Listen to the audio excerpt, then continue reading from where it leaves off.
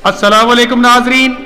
आप देख रहे हैं सांगड़ न्यूज यूट्यूब चैनल। नाजरीन, लॉकडाउन से मुतालिक हुकूमत की हिदायत को संजीदगी से न लेने वालों के खिलाफ कानूनी कार्रवाई की गई है और 9 अफराद को गिरफ्तार करके मुकदमा दाखिल कर दिए गए हैं। नाजरीन, तर्जमान सांगड़ पुलिस के मुताबिक हुकूमत की जानिब से लॉकडाउन से मुतालिक जारी करदा हिदायत पर संजीदगी से अमल दरामद न करने वालों के खिलाफ SSP सांगड़ जिशान सद्दीकी के अहकामात पर कानूनी कार्रवाई अमल में लाई गई है। इस सिलसिले में थाना टंडोआदम पुलिस ने गुलाम हैदर, अली अकबर, मोहम्मद वसीम, जबकि शहदादपुर पुलिस ने लाल मोहम्मद, सद्दाम माची, नवाज अली सोलंगी, मंजूर माची, अंसार अहमद शेख और अब्दुल वहाब शेख को गिरफ्तार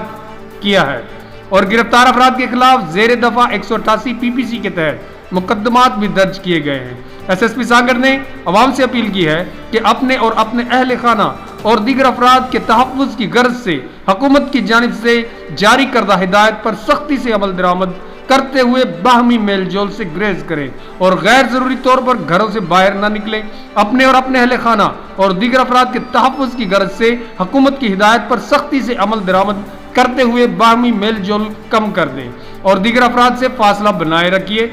रखने को मुमकिन बनाएं। किसी की भी